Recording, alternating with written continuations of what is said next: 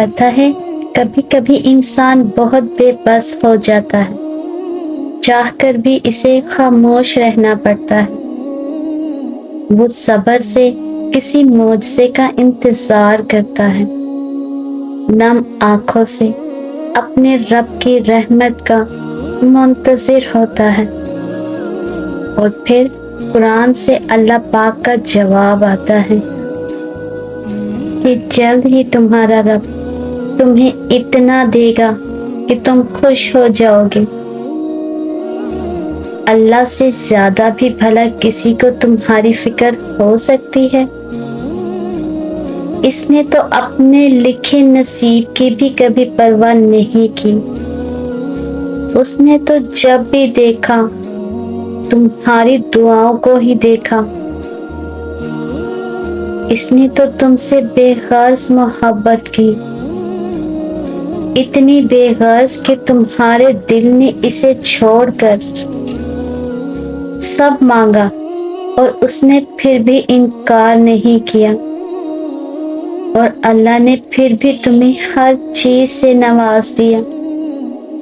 اور سنو، ہم سب کسی نہ کسی تکلیف سے جڑے رہتے ہیں، کہیں نہ کہیں ٹوٹتے رہتے ہیں، لیکن یقین جانو ہم میں سے خوش نصیب وہ ہے جسے اس کی تکلیف سجدے میں جھکاتی ہے، دعاؤں پر لگاتی ہے، اللہ سے ملاتی ہے، یقین بڑھاتی ہے، کیونکہ جس کا غم اسے اللہ سے جوڑ دے، اس کا وہ غم نہیں تھا، وہ اس کے لیے اللہ کی چاہت تھی۔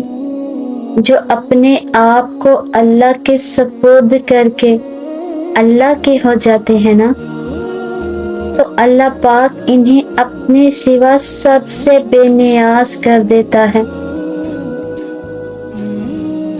پھر وہ کسی کے محتاج نہیں رہتے، وہ بس اللہ کے در سے جڑ جاتے ہیں، وہ صبر کرنا سیکھ لیتے ہیں، اللہ کی رضا میں راضی رہتے ہیں، اور اللہ کی مدد ان کے لیے وہاں سے آتی ہے جہاں سے کسی کے گمان میں بھی نہیں ہوتا۔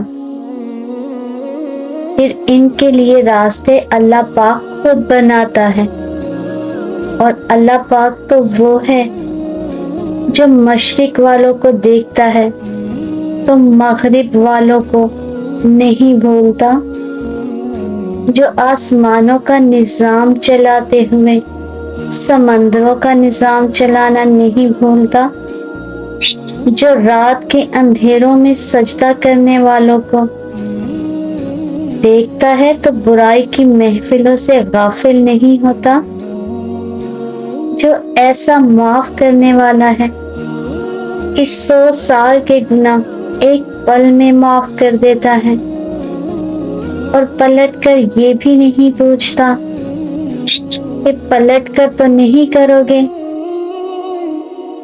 اور جان لو دنیا ساتھ چھوڑ دیتی ہے، دنیا بے سہارا کر دیتی ہے، دنیا غم نہیں بانٹ سکتی، دیر تک ساتھ نہیں چل سکتی۔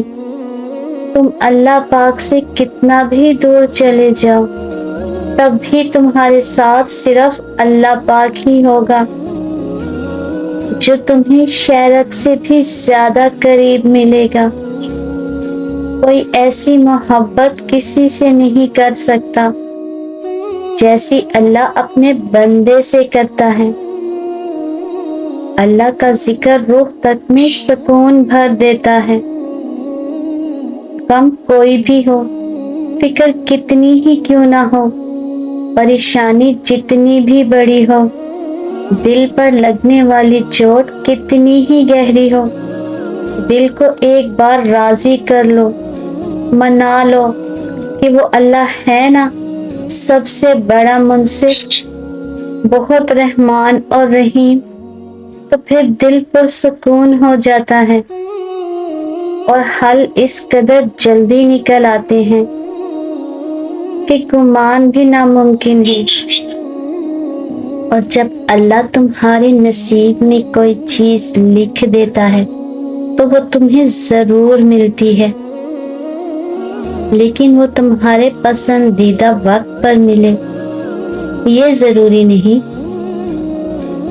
اللہ کی مصلحت انسان کی محدود سوچ سے کہیں زیادہ ہے، اور اس کا مقرر کردہ وقت بھی، کیونکہ جب وہ عطا کرتا ہے تو تمہیں ہر مشکل سے بڑا صلہ دیتا ہے، اور جب وہ کسی چیز سے دور کرتا ہے تو یہ بھی اس کی نعمت کی ایک شکل ہوتی ہے۔ اصل بات بس تمہارے ایمان اور اللہ پر توکل کی ہے۔ صبر رکھو، وہ ہر تکلیف اور ناانصافی میں تمہارے ساتھ ہے، اور جس کے ساتھ اللہ پاک ہو اسے کسی اور کے ساتھ کی ضرورت ہی نہیں رہتی، اور جو بھی ہوتا ہے اللہ کی رضا ہی سے ہوتا ہے، اور جو بھی ہوگا اللہ کی رضا سے ہوگا۔ اگر دل کو حقیقت پر منانا مشکل ہو گیا ہے تو اس کو منا لو جو حقیقت کو بدل سکتا ہے، اور اس کو منانے کی ایک ہی تدبیر ہے: دعا، صبر، یقین اور انتظار۔ ہر چیز کو کسی نہ کسی مصلحت کے تحت تم سے دور یا قریب کیا جاتا ہے، اور وہ مصلحت تم کبھی نہیں جان سکتے۔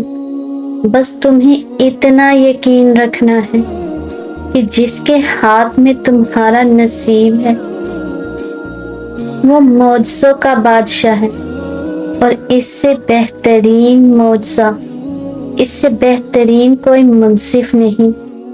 وہ کہانی کا ہر رخ جہاں چاہے جب چاہے موڑ سکتا ہے، وہ نصیب کا ہر لفظ بدل سکتا ہے، اور زندگی کا ہر پہلو تمہاری پسند کے مطابق بنا سکتا ہے۔ تم بس اس کی مان لو، وہ تمہاری مان جائے گا۔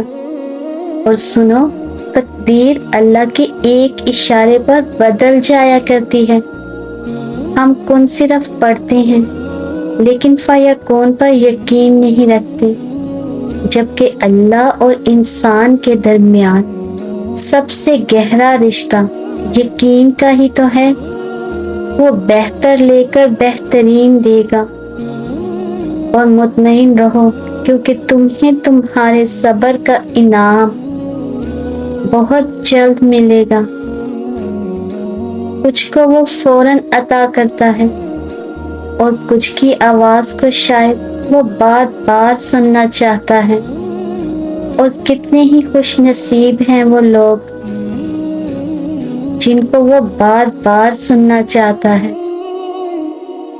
اور عطا بھی مانگ سے زیادہ انوکھا کرتا ہے۔ بے شک اللہ پاک بہت غفور الرحیم ہے۔